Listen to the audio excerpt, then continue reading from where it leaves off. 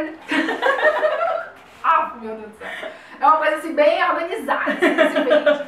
Gente, vamos voltar aqui. As próximas duas são duas perguntas sobre alimentação. Se você não deixou a sua pergunta aqui, eu acho que a gente vai conseguir responder mesmo assim. Então vamos lá. A Juliana Rodrigues Fonseca fala: meu Bernardo tem 1 ano e 2 meses, está seletivo para comer. Ai, gente, essa fase é uma benção. Só quer saber de arroz, feijão, polenta e purê de batata. Tá fazendo a dieta do carboidrato, esse rapaz. Só come banana de fruta, não quer jantar à noite. Ele mama NAN 3 vezes ao dia. Tá bem assim? Já fala mamãe, xixi, vovó, Peppa. Olha, assiste a Peppa. Peppa é linda. Ipu, que é pintinho. E Mau, que é o miau. Oh, Jesus. Tá bem assim? Ela tá perguntando. Então, aí a pergunta da alimentação e das falinhas. E a Rebeca, que é a Rebeca Soares, perguntou. Não, a Rebeca Soares não. Daniele Flor. Daniele Flor, A partir de que idade pode inserir as frutas na alimentação? Meu filho tem livre demanda, né? Amamenta em livre demanda. E tem 4 meses e quase 8 quilos. Deve ser bem. Tá uma bênção. Vamos o dia todinho. Existe algum exercício para desenvolver ou estimular a fala? Com qual idade pode ser feito? Beijo, Camila, adoro você. Beijo, amor. Então vamos responder as duas. Alimentação, como é que pode introduzir, a questão do Bernardo. Comece aí, amiga, pra gente ler de novo. Depois até era legal a Camila gravar um vídeo, que a Maria Clara come muito bem. É um exemplo, eu digo que ela é uma bebê de livro, e é mesmo, viu? Ela fez uma transição assim linda. Foi ótimo. Come muito bem. Então assim, ele come só arroz, feijão, polenta e purê de batata. De fruta só come banana, não quer jantar à noite, né? A primeira coisa que eu acharia interessante fazer é que se ele mamando 3 vezes ao dia na mamadeira, era bom a gente sair da mamadeira e passar pro copo de transição. Acho que é a primeira coisa. Com certeza. Essa questão da mamadeira, do copo de transição, as mães não entendem. Muitas me perguntam se a Maria Clara usou mamadeira. Gente, bem rapidinho, amiga. A Maria Clara não usou mamadeira e eu acho que foi por conta da amamentação. O fato da criança mamar, acho que eles nem falam muito isso, mas o fato da criança mamar estimula muito a criança a aprender a sugar sem ter aquela facilidade da mamadeira. Porque a mamadeira você vira assim, já vai saindo, leitinho maravilhoso. A criança não tem tanto esforço, não tem trabalho, né? Verdade. Já quando a criança mama, ela tem um esforço de puxar o leite. E isso normalmente se coloca no copo de transição. Quando você coloca o copo de transição, se você virar o copo, ele não sai nada. A criança tem que fazer aquele como é? Aquela... Uma pressão, né? Então, assim, a Maria Clara foi direto pro copo de transição, não teve mamadeira. E nisso eu atribuo as outras facilidades que ela tem com relação à alimentação, né? Porque ela come direito, ela já suga o canudinho e tudo e tal. Mas assim, nem lembro o que eu tava falando, amiga. Ai, meu Jesus, é sobre o que, amiga? Era sobre a gente estar passando... Mudar o NAN, né? A introdução do NAN, tentar colocar no copo de transição. Ou se ela achar muito difícil, pode ser na colher. Na colher. Dá mais trabalho, mas eu acho também um método maravilhoso. Por quê? A Camila explicou bem. Porque já vai estimular muito mais seu filho a ele ter vontade não só sugar, porque o movimento de sucção é só esse aqui, né? O movimento da língua é anteroposterior, ela vai e volta, vai e volta, vai e volta. E a gente quer que ele adquira um movimento de lateralidade, né? Pra ele poder mastigar, apertando para um lado e pro outro. A língua vai fazer esse movimento aqui. E inclusive, amiga, quando eu tava fazendo a transição alimentar da Maria Clara, eu lembro que você me disse assim, Camila, se você notar que ela tá com dificuldade pra comer, você botou na colher assim, reta, você pega e bota a colher aqui na lateral. Porque automaticamente, você colocando de lado aqui, ela vai querer puxar pra cá e isso já vai estimular. E de fato, até hoje, eu estimulo, às vezes eu vejo que ela tá cansada assim, não quer comer, aí eu boto aqui de lado, aí automaticamente ela já tem aquela resposta de mastigar, gente. Dá muito certo isso. Dá muito certo. Você pode começar com o dedo, colocando aqui no dedo, você pega, coloca no dedo. E depois, se o dedo já estiver melhor, mais habilidoso, aí você vai fazendo com a colher. E vai sujar muito. Vai sujar e você vai ficar estressado. Mas, gente, vale a pena. Dura assim uns 20 dias, até o menino começar a comer direito. Mas vale muito a pena. Vale muito a primeira coisa. A questão de introduzir um sabor novo. Muitas mães não sabem, mas um sabor, até na nossa idade, pra gente dizer assim, não gosto desse sabor, ele tem que ser experimentado 12 vezes. Isso, exatamente. Já li vários estudos sobre isso, 12 vezes. Então assim, se ele provou 1, 2, 3 vezes, não desista. Ele ainda pode estar, assim, naquele período de transição pra gostar, porque a pessoa nunca comeu aquilo ali, né? Não tem como. O menino comeu, engulhou. Geralmente o menino, quando a gente bota a primeira coisa, ou ele faz cara feia, ou ele fala assim, enguia. Pô, não, eu acho que é uma resposta, assim, coisa natural, porque a Verdade. criança não tá acostumada a comer aquilo. Aquela gente. informação sensorial nem existe Nem pra existe, ele, né? Então é exatamente. tudo novo. A gente tem que ter muita paciência. Essa época da transição é muito difícil É para as muito mães. difícil. E pro bebê também, porque... É um, assim, um momento de estresse, dá muito Isso. trabalho, como a Camila disse, suja muito, ele vai colocar mais pra fora que pra dentro. Isso. É um processo. Então a primeira coisa seria sair da mamadeira, porque ele já tá numa idade também da gente não se preocupar com a dentição, né? Uhum. Então sai da mamadeira. A segunda coisa é tentar mais vezes o sabor. Normalmente eu faço assim, pra fruta. A segunda, banana, que ele já gosta. Terças, outra fruta de preferência, mamão, abacate, não sei. E no terceiro dia, na quarta, você pode tentar maçã, pera, outro sabor. Aí quinta-feira você dá o mesmo de segunda, que é pra ele não comer todo dia o mesmo sabor, mas também não ser tão longe que ele possa esquecer. Lembra da informação sensorial. Aí, então na sexta eu já dou o mesmo de terça. E assim por diante. No sábado eu dou o mesmo de quarta e vou fazendo assim até ele adquirindo um sabor. Começa por uma refeição só. Geralmente eu costumo dizer pra começar pelo lanche. Por quê? Porque a mãe fica muito ansiosa se ele não almoçar e jantar bem, né? Então o lanche, se ele sujar muito, não comer tanto, você vai ficar mais tranquila e vai ter mais força de vontade para ir perseguindo os outros sabores. As papas salgadas, da mesma forma. Eu também acho que com essa idade o Bernardo já tem condição de não comer passado no liquidificador. Seria interessante, aliás, eu quero dizer isso para todas as mães, se vocês puderem não passar nada no liquidificador, melhor amassar. Então no começo você amassa bem, deixa mais homogêneo e aos poucos você vai deixando alguns gruminhos. Uma parte, como eu tô fazendo agora, eu bato uma partezinha pra dar aquela liga, mas deixo outra parte sem bater nada. Aí você mistura, Misturo né? os dois, porque aí uma hora ela tá mordendo, outra hora ela tá... Pronto. Né? Assim, gente, porque não adianta você querer... Eu tentava muito, amigo, no início, botar nada. Adianta o Henrique, meu sobrinho, sempre comeu sem ser passado. Só que a Maria Clara, primeiro, ela só tem 4 dentes. Aí eu botava a carne, aí ela mordia, não conseguia. É porque não dá mesmo, não se dá, ela não tem dente. Mas aí o que eu fiz? Hoje eu já percebo que se eu misturo uma parte sólida e uma parte batida, né, que eu bato com o mix, aí eu misturo, ela come de boa. É uma ótima estratégia. E aí ela vai comer e serve se você quiser fazer também. É muito bacana e dá super certo. É uma ótima estratégia. Pronto, são essas coisas que você pode tentar no começo. A questão da fala, a gente respondeu na outra pergunta. Foi. E a pergunta da Daniele, né? Ele tem 4 meses, então fique tranquilo que você ainda vai ter, aí você tá em amamentação exclusiva, então dá pra você esperar uns 2 meses. Uns 2 meses, é. Então fique tranquilo em relação a isso. Você pode fazer as estratégias que a gente já disse, pra você tentar, se possível, você não deixar o bebê na mamadeira melhor, acho mais fácil. Porque a mamadeira é um pouquinho mais fácil do que o peito, então às vezes a criança fica acostumada em ser um pouquinho mais fácil e não tenta, tem um pouquinho mais de dificuldade de tentar. Então se você puder já passar logo pro copo ou pra colher, ia ser melhor. Exercício em si, não tem assim um exercício específico, que eu digo, sente isso, bote a língua para um lado, bote a língua pro outro. Não tem um exercício específico para essa idade, pequenininho. É mais um ambiente estimulante mesmo, como eu falei, conversar muito, cantar, que ele veja sua boca. Agora vamos pra próxima, acho que ele acabou, né? Eu acho que deu certo.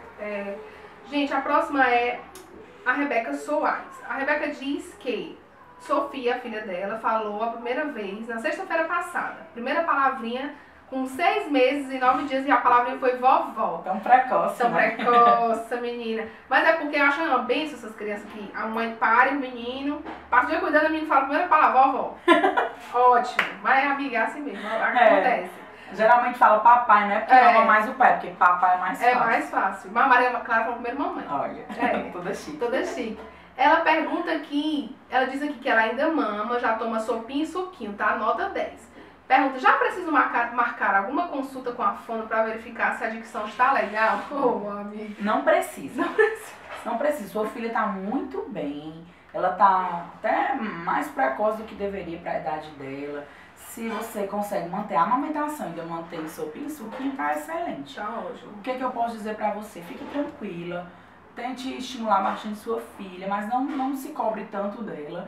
Com certeza ela vai ir muito bem. Se você no futuro ficar angustiada com algumas dúvidas, quiser procurar, como eu falei no início, mesmo pra tirar dúvida, pra saber se tá indo tudo bem, procure. Mas assim, a necessidade mesmo, ela não tem, porque ela tá indo muito bem. Então se você quiser no futuro, um futuro próximo até, procurar para tirar alguma dúvida, excelente, para você estar estimulando o filho cada vez mais. Mas não se preocupe que não há necessidade ainda. E não vai dar para ver dicção, né? Como o pessoal fala, que a articulação de fala com essa idade.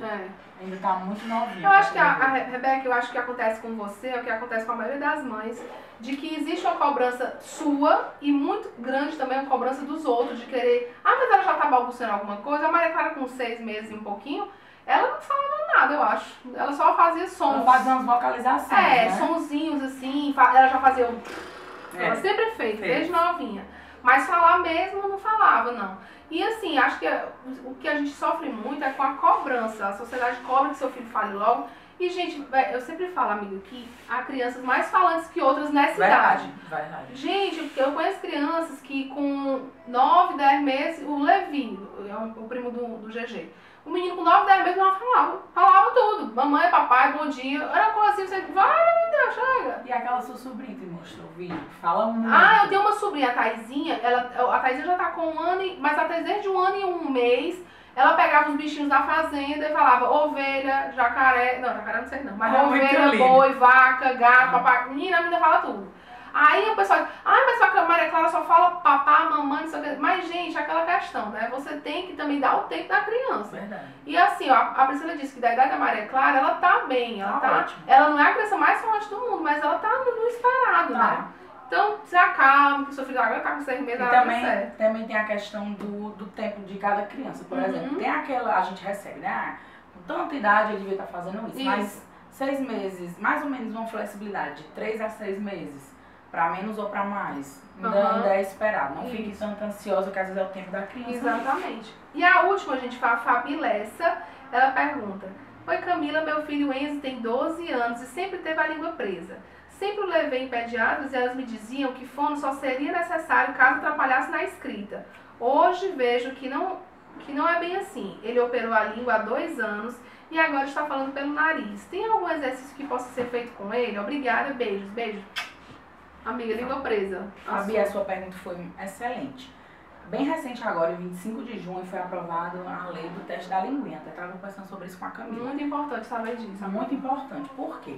Porque antigamente a gente só começava a notar essas questões quando a criança devia estar falando bem e não fala, né? Lá para 1 ano e pouco.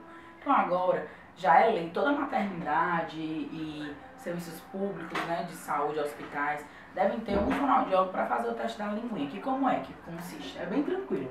A gente vai dar uma olhada na boca do bebê, na língua, na movimentação e depois vai gravar ele mamando. Por quê? Porque mamando a gente sabe várias coisas sobre a criança. O tempo que ela para entre uma mamada e outra, normalmente é 4 segundos. Se a criança tem língua presa, normalmente é 8, 10 segundos. Certo. Também o número de sucções, normalmente é 8 a 10 sucções para deglutir. E o bebê que tem a língua presa, ele tem menos sucções para deglutir. Algumas informações que a gente, se for olhar grosso modo, a gente não percebe. Então agora vai ter essa lei. Se a gente observar aqui, o bebê tem a língua presa, né? Tem o frênulo lingual cortado, que é só esse negocinho aqui. Esse aqui é o freio da língua, né? O frênulo lingual. A minha mãe tinha a língua presa e cortou. Ela disse que ela mesmo cortou. Ela tava me dizendo, aí soltou e sangrou um pouquinho, pronto. Eu digo, menino, tu vai fazer cirurgia, como foi isso? Essa cirurgia chama frenolectomia, que faz ao dentista, é super tranquila. Se a gente vê que a criança precisa fazer a cirurgia, a gente encaminha. Mas tem casos que o frênulo, ele é curto, mas ele é algo encurtado, né? Ele não é totalmente. Então, alguns exercícios podem dar uma esticadinha mesmo. Certo. Fazer com que ela tenha... Porque assim, se a função estiver preservada, se ela conseguir deglutir bem, tiver uma boa mobilidade, mesmo com o frênulo encurtado, não precisa fazer a cirurgia. A gente faz alguns exercícios, algumas orientações e dá tudo certo. Certo. O que ela falou? Que só com 12 anos, ele hoje está com 12 anos, hoje com 10 ele fez a cirurgia, não é isso? E ela foi pra PED e dizia que só seria necessário se atrapalhasse na escrita. Eu discordo. Assim, eu não gosto muito dessa postura de vamos esperar. Eu não sou a favor de esperar. Porque quando a gente intervém numa criança nova, que o problema só começou, o resultado é mais rápido. Às vezes não precisa nem entrar numa terapia propriamente dita. Só uma orientação fazendo em casa e voltando assim quinzenalmente ou até mensalmente, no consultório já faz efeito. O que ela pode fazer hoje? Ah, fez com 10 anos, passou, verdade. O ideal era que tivesse feito bem até menor. por conta dos bullying que o bicho deve ter sofrido na escola. Fala direito, sabe o que? Ô bicho, não é menino. E na verdade ele não tem culpa, ele não tem culpa. Como é que ele vai falar direito se a língua dele tá presa, né? Exatamente. Até pra comer é complicado. Então assim, o que ela pode fazer pelo Kenzo hoje? O que ela pode fazer pro Kenzo hoje, ela vai para uma fono. Se ele tá falando agora pelo nariz, é porque a língua dele não tá mais presa, ele fez a cirurgia, só que agora ele não sabe como lidar com essa nova língua, né? Pra ele, a língua mudou, só que ele não conseguiu articular bem com ela. Então é normal, às vezes fala pelo nariz, às vezes fica falando bem exagerado. Ou então o contrário, ao invés de falar assim com a língua presa, a língua fica caída, falando assim. Eu tinha um paciente que falava assim, porque a língua ficava muito solta, ele não sabia como lidar. Então ele tem que fazer exercícios, ele tem que fazer fono para fortalecer a língua dele. Tem que aprender a falar com a nova língua. Exatamente. Mas o que ela já pode fazer por ele hoje? Ela pode tentar conscientizar ele. Como é que eu costumo fazer com adolescente? Eu costumo filmar ele, pedir para ele se filmar falando, lendo alguma coisa. Aí ele vai perceber melhor como é que a língua dele age, porque a gente não fica prestando atenção, né? Não. Vocês não ficam, nem eu ficava antes prestando atenção como é que eu falo. Então, às vezes quando a gente se filma, a Camila depois que começou a fazer vídeo deve ter visto com algumas coisas cheio que de a gente faz coisa, diferente, né? Que às vezes a gente puxa de uma sobrancelha. O meu é puxa já faz na frente. Triste. Então assim, ele vai poder perceber melhor a língua dele. Olha, eu faço assim, quando eu falo, a minha língua tá assim, não, minha voz tá saindo mais pelo nariz. Então já é uma forma de autopercepção que já vai ajudar para quando ele for fazer o tratamento, ele já tá mais consciente, mais receptivo. Certo. Mas diga ela não, né? Eu fico mandando recado pra comida. Fabi, procure uma fono. Vai ser muito importante pro seu filho. Com certeza. E assim, o passo mais importante foi dado, apesar de ter sido tarde, por conta de sei lá, os pediatras diziam que não era importante, ela foi acabando acreditando naquela história. Mas enfim, amiga, agora vai dar certo. Vai dar certo. E não se preocupe, porque agora ele tá com a língua solta, né? Mas é porque a pessoa que teve o tempo todo a língua presa, de uma hora pra outra solta, ele tem que aprender a falar com a nova língua. É uma nova realidade pra ele. Verdade. Então acabaram as perguntas, amiga.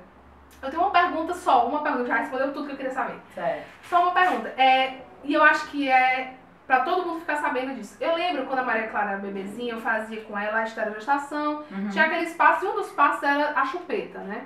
E aí eu dava a chupeta pra Maria Clara, eu acho que muitas de vocês devem saber que eu dei. E a Maria Clara hoje não chupa mais chupeta. Não chupa. E eu acho que uma das coisas que fez a Maria Clara não chupar a chupeta foi uma coisa que você me disse uma vez. Você disse assim, Camila, você tá dando a chupeta, ok. Vou lhe dar uma dica. Não evolua a chupeta. Você lembra que você me disse isso? Gente, isso, pra quem tem filho pequenininho, como eu tive, e agora eu tô com a Maria Clara com 1 ano e 3 meses, a Maria Clara não chupa mais chupeta. Por quê?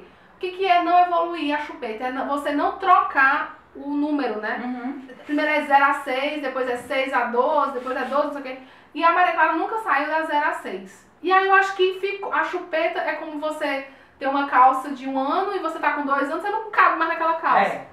Então assim, a Maria Clara hoje, eu boto a chupeta e ela coça, ela não quer, dorme sem chupeta, tá ótima. Então assim, enquanto eu precisei da chupeta, que é quando ela era muito bebezinha, tem a caixa do consolo, que toda vó adora uma chupeta. Acha linda. A caixa do consolo, né, vó adora. Mas a Maria Clara teve o consolo dela, mas foi muito importante eu não evoluir a chupeta. Então assim, até hoje as chupetas dela são de 0 a 6 e ela não usa mais.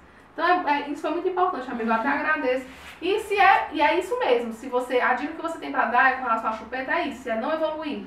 Ou se tem outras coisas. Chupeta é um tema assim, sucesso total, né? Total. É o que o pessoal me pergunta muito.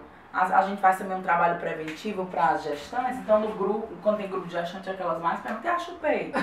Olha o número, tá acabando o número. Tá? Eu não sou contra a chupeta, assim, fono odeia chupeta. Eu entendo que faz parte. Eu gosto da teoria da esterogestação, a Camila sabe que eu aplico nos meus pacientes. Eu adoro o ruído branco, porque o baby tudo é nosso amor, né? É nosso amor. Eu gosto demais dele. Então assim, é importante não evoluir com a chupeta, porque a chupeta não é só sucção, é prazer, consolo. Com certeza. Então, a chupeta maior, ela vai preencher mais a boca, ela é super gostosa de chupar, vamos ser sinceros, eu chupava muito chupeta. Muito gostoso de chupeta. E a minha era aquela da bodega, 20 centavos, aquela a bola. Pronto, chupeta é muito gostoso de chupar. Então a primeira coisa é nunca compre chupeta bolinha. Eu sei que hoje em dia no mercado tem 1001 tipos de chupeta, né? Mas assim, normalmente a gente separa em duas. É aquela bico mais redondo, bolinha, e é o bico ortodôntico, compra ortodôntico. E tem de vários preços, amiga. Pode Várias comprar marcas. barata. Compra a marca barata do bico ortodôntico que dá certo. Não precisa comprar chupeta caríssima, que tem umas chupetas que tem nomes, né, diz que é, não sei o que, gênio. Não, precisa agora disso, você não. enfia o dedo, você já viu? Bota o dedo. Não precisa, só se você quiser, por estética e É. tudo. Mas sendo bico ortodôntico, enfim, não evolua. Por quê? Chupeta maior é mais gostoso de chupar. E, na verdade, ele vai ficar, assim, mais apegado a essa chupeta. Então, aquela chupeta de criança de 1 ano, 2 anos, vocês já viram ela? Ela é enorme. Ai, Ela eu preenche muito a boca da criança. Então, ela vai querer Vamos ficar sugando. Eu vou